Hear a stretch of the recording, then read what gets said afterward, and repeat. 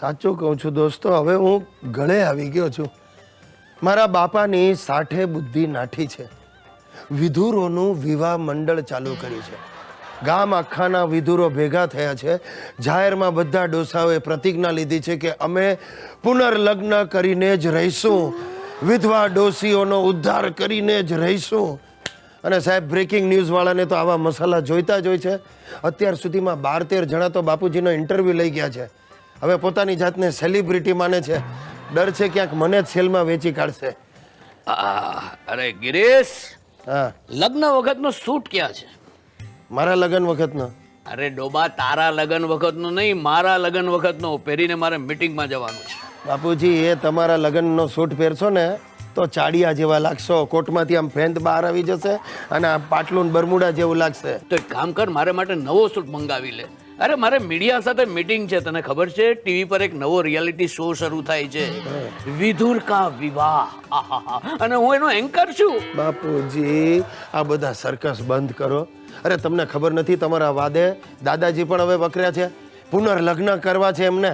અરે આ સોફામાંથી ઉઠતા તો એમને હાંફ ચડી જાય છે. આ પાછા પરણશે ને તો તાબડતોબ ગુજરી જશે અને બિચારી વિધવા ડોસી ફરીથી વિધવા થશે. હવે ચૂપ રે, વાયડો ન થા. અરે અમે લોકો ક્રાંતિકારી છીએ, ડોશીઓના ઉદ્ધારક છીએ. અરે વિધુર સેનાના સિપાહીઓ છીએ. વિધુર સેના નહીં, વાનર સેના કહો. આ બધા 60-70 વર્ષના ડોસલાઓ વાંદરા જેવા જ છે. બધાને ફરીથી ગુલાટો મારવી છે. અરે ગમે ઈ કે, અમે બધાએ નક્કી કર્યું છે કે 62 વિધુરો 62 ડોસીઓ સાથે પુનર્લગ્ન કરી એ લોકોને ઠેકાણે પાડશું. અરે હું ઠેકાણે પાડશો એ પહેલા તમારામાંથી અડધા ખડી પડશે. બાપુજી બસ કરો, તમારી ગાય છું, આ ફજેતા બંધ કરો. અરે તો પછી અમારી ગાયોનું શું? અમારા ગરીબ બળદોનું શું? अब तो ये आंदोलन छिड़के ही रहेगा. अरे विदुर सेना जिंदाबाद, विदुर सेना जिंदाबाद, विदुर सेना.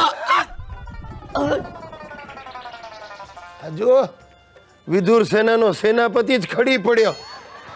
બાપુજી, બાપુજી, મારા દાદા હરીશચંદ્ર એટલે એક નંબરના ફટ્ટુસ.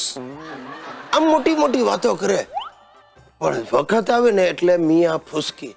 રોજ ભગવાનને પ્રાર્થના કરે, ભગવાન હવે મને ઉપાડી લે.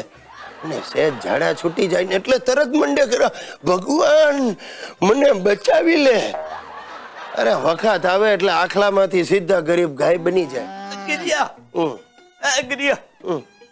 બેટા, મેં બહુ વિચાર કર્યો. તમે લોકોએ મારી બહુ સેવા કરી બેટા, પણ હવે મારે તમારી પાસે મારી સેવા નથી કરાવડાવી. એટલે ઉકલી જવાના? નાલાયક, તને મને ઉકેલવાની બહુ ઉતાવળ છે. મારે હજી 100 પૂરા કરવાના, સમજ્યો? તમારી સેવા કોણ કરશે? મારા બાપા તો હરા માડકાના થઈ ગયા છે. એમનું ચાલે ને તો એમના વતી ઉધરસ પણ મારી પાસે ખવડાવે. આ બીજી જે હોય તે છોડ ને બાપા. જો તમને લોકોને તકલીફ ના પડે એટલે મેં વિચાર્યું છે કે હું પુનર્લગ્ન કરી લઉં. આ ઉંમરે? અરે 85 ની ઉપર થવા આવ્યા. આ તે પણ હજી મારે 15-16 વર્ષ તમારા ભરોસે નથી કાઢવા, સમજ્યો? જો કોઈ જરૂરિયાત વાળી 50-60 વર્ષની કન્યા જોડે લગ્ન કરી લઉં. 50-60 વર્ષની કન્યા ન કહેવાય ને ડોસી કહેવાય. જે હોય તે. જો ભાઈ, પતરાડા ઉઘરાવનાર ને મીઠાઈ તો ના જ મળે ને. હવે તું મને ગિરિયા મને એમ કે ચકતા જોડે લગ્ન કરું કે વિધવા જોડે? ગમે તેની સાથે લગ્ન કરો, છેવટે વિધવા થવાની છે. તને મારી પાછી બહુ ચિંતા. બોલ હવે શું કરવું? કાંઈ કરવું નથી. આ બધા ફજેતા બંધ કરીને ભક્તિ કરો. ભક્તિની મેં ક્યાં ના પાડી? લગ્ન કર્યા પછી હું ને મારી મિસિસ બંને મળીને સામૂહિક ભક્તિ કરીશું.